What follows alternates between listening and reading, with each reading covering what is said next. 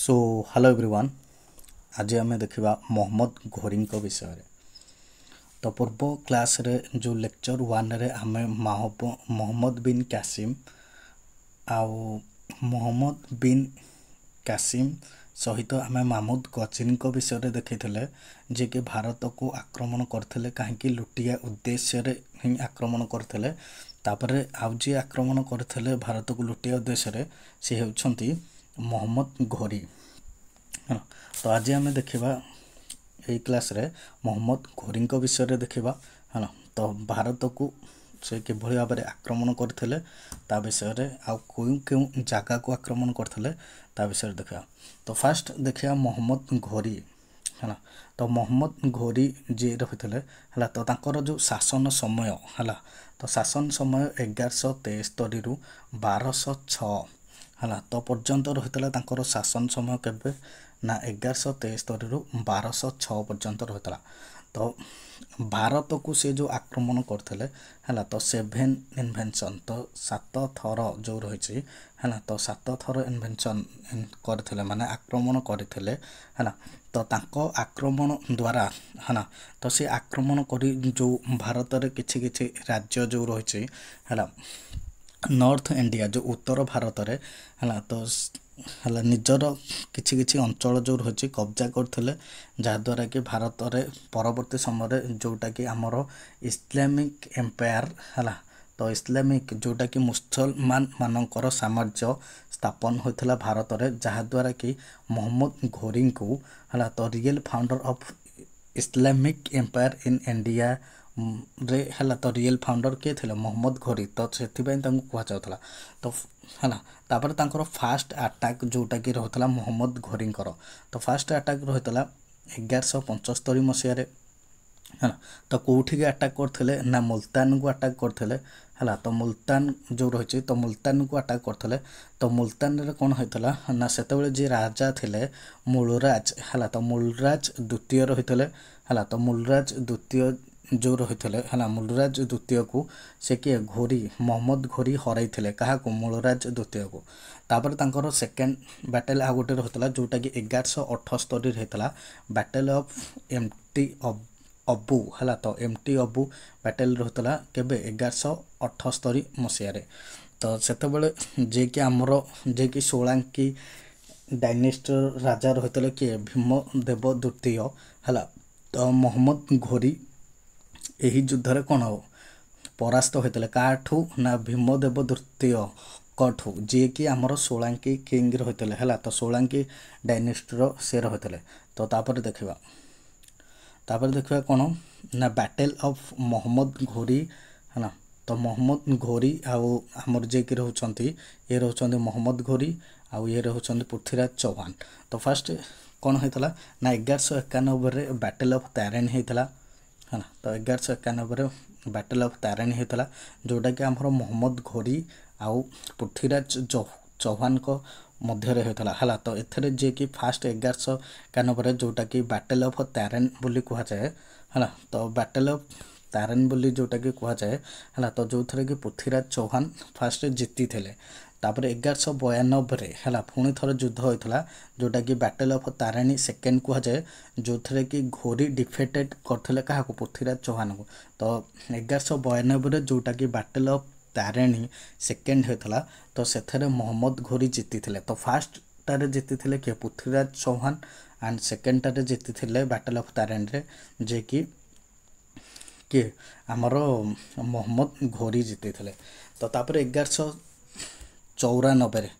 है ना। तो 1194 गोटे बैटल होता 1194 है तो जोटा कि बैटल ऑफ चंदवार कह जाए जोटा कि घोरी आउ जयचंद को मध्य होता जो थे कि आमर घोरी जीति थे जयचंद जोटा कि सी परास्त होते काठू ना मोहम्मद घोरी ठार जोटा कि बैटल ऑफ चंदवार कह जाए जोटा कि 1194 मसीह होता। तापर आम देखा जहाद्वारा कि बैटल ऑफ जोटा कि आमर बैटल तारेणी है ना। तो बैटल तारेणी आ बैटल सेकेंड तारेणी है तो फास्ट आ सेकेंड तारेणी पर तापर चंदवार पर सेठे कौन है ना नॉर्थ इंडिया रे जोटा कि रही है तो नॉर्थ इंडिया रे किए आंकर शासन चलेला तापर कहार मोहम्मद घोरींकर से तांको सेमान घरेइथिले तो तापर देखिबा कोन होइतला सेठी कोन हला ना फास्ट से देखिबा हाँ तो घोरी तो घोरी जेते बेले कौन कले ना से रिटर्न हेले हला तो घोरी रिटर्न हेले कोठी ना गजनी को रिटर्न हेले हला तो गजनी को रिटर्न हेले तो किछि अंचल जोटा कि भारत रे विजय लाभ करथले तो कहा ट्रस्टेड तांकर से आसीला समय रे हला तांकर जने विश्वस्त हला तो जोटा कि स्लेव हला तो दास को धरिक आसीथिले जे कि कुतुबुद्दीन आइबाक हला तो तांकु शासन करिया पई जोटा कि तांकर जो भारत रे जो अंचल गुडी कर होतला तो से जो शासन करिथिले हला तो जो गुडी कि विजय लाभ करथले किछि दिन रहितले शासन करथले तापर तांकर जे कि विश्वस्त स्लेव दास जे कि रहथला कुतुबुद्दीन आइबाक को से देइथिले शासन करिया पई हला तो शासन करिया को देइथिले तो तापर देखिबा कोन ना 1205 एडी रे पुणी थरे से रिटर्न होइथिले तो जेतोले बैटल ऑफ तारानी आ सेकेंड तापर हमर चंदवार युद्ध परे हला तो से कुतुबुद्दीन आइबाक को देखि कोन गजनी फेरी जाइथिले पुणी आउ थरे आसीथिले जोटा कि 1205 एडी रे Ghori came to India this time तो एई टाइम रे कोन होतला जो खोकार्स को एग्नेस्ट रे हला तो गोटे युद्ध होइथला हला तो जो थरे कि से डिफेटेड माने हराई देथिले खोकार्स मान को हराई देथिले तो पुणी से कोन करथले ना गजनी रिटर्न करथले कि मोहम्मद घोरी गजनी रिटर्न करथले केते ना 1206 एडी रे हला तो 1206 एडी रे से तळे रिटर्न करथले जो खोकार्स माने रहिथले हला तो जमिति कि गोटे से माने गोटे ट्राइब रहितले जोटा कि डाकू टाइप रो बोली कहछन तो खोकार्स माने सेमिति भलो के जान नाहंती हला तो खोकार्स कोन करथले ना तांको मारथले काहा को मोहम्मद घोरी के जोटा कि हमर कोठी मारथले ना धामयक डिस्ट्रिक्ट जोटा कि झेलम रिवर रहिछि हला तो झेलम नदी कोଳରେ हला तो मारिथले काहा को मोहम्मद घोरी को माने मरथले ना खोकार्स हला तो खोकार्स जो माने के रहतले हला तो सेही प्लेस टा एबे रहउचे कोन नाउ इन पाकिस्तान जो प्लेस रे तांको मारिथले काहा को मोहम्मद घोरी को माने खोकार्स माने हला तो सेही प्लेस जो रहिछि तो एटा एबे वर्तमान कोठी रहिछि पाकिस्तान रे रहिछि तापर देखिबा कोन हाँ तापर आ गोटे तो सेही टाइम रे कोन रहतला ना जते बेले माने सबु एरिया रे तो समस्तकर जतक माने जे भी शासक रहतले हला तो सेमानकर जनरल रहतले कमांडर रहतले हला तो तांकर जो सेनापति हेका रहतले तो सेमिति जणे जे कि रहतले के मोहम्मद बख्तियार खिलिज हला तो जे कि तांकर जणे जनरल रहतले हला के मोहम्मद बख्तियार खिलिज हला तो खिलिज जे कि अटैक करथले हला तो कहार जनरल रहतले मोहम्मद घोरींकर जनरल रहतले मोहम्मद बख्तियार खिलिज हला तो सी अटैक करथले कोठी के ना बिहार को हला तो केबे ना 1197 डी रे आ बेंगल को अटैक करथले बेंगल जो रहछि 1202 एडी रे आक्रमण करथले हला तो जो बिहार रे हमर जोटा कि फेमस यूनिवर्सिटीज हला तो यूनिवर्सिटी जो रहतला आ हमर सेटा फेमस रहतला जोटा कि एंशिएंट काल रहतला जोटा कि कोन यूनिवर्सिटीज डिस्ट्रॉय द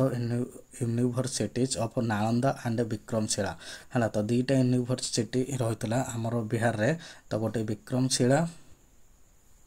हाँ तो गोटे विक्रमशिला आ गोटे रहतला हमर नालंदा हला तो नालंदा और विक्रमशिला तो दीटा को कोन से डिस्ट्रॉय माने ध्वंस करथला हला तो कि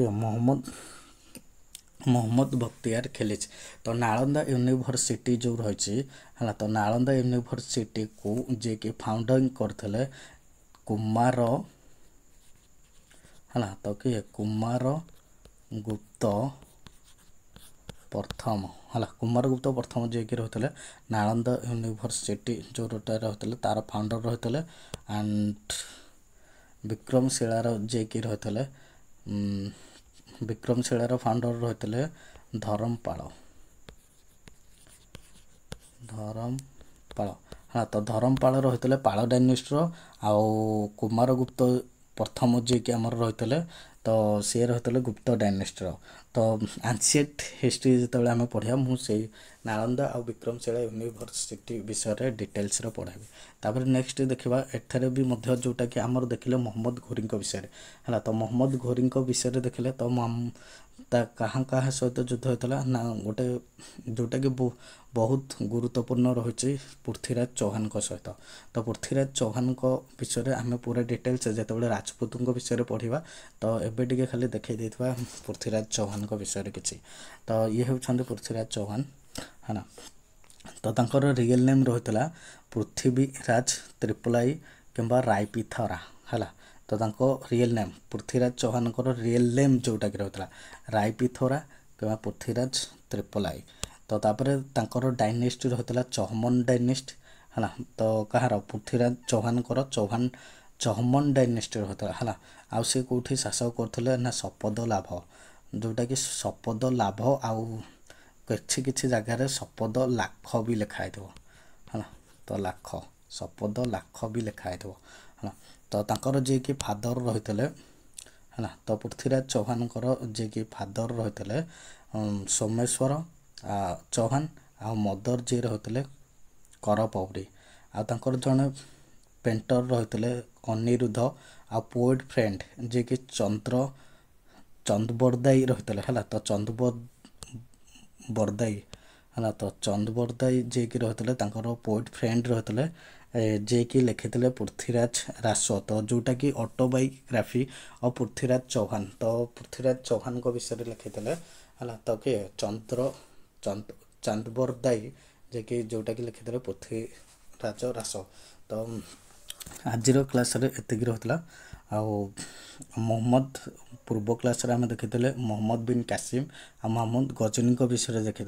तो यही लेक्चर 1 आ लेक्चर 2 मिसेगी आम MCQ जोटा रही तो सेटा को आम देखा है तो सेटा को एबे नुह तो तापाई MCQ गोटे अलग क्लास रहिबो तो MCQ जो जहाँ भी किसी मुझे छाड़ी देथिबी है तो सही MCQ क्लास रे सब किसी कंप्लीट करदेवी तो थैंक यू चैनल को समस्त सब्सक्राइब करो चैनल को सब्सक्राइब करो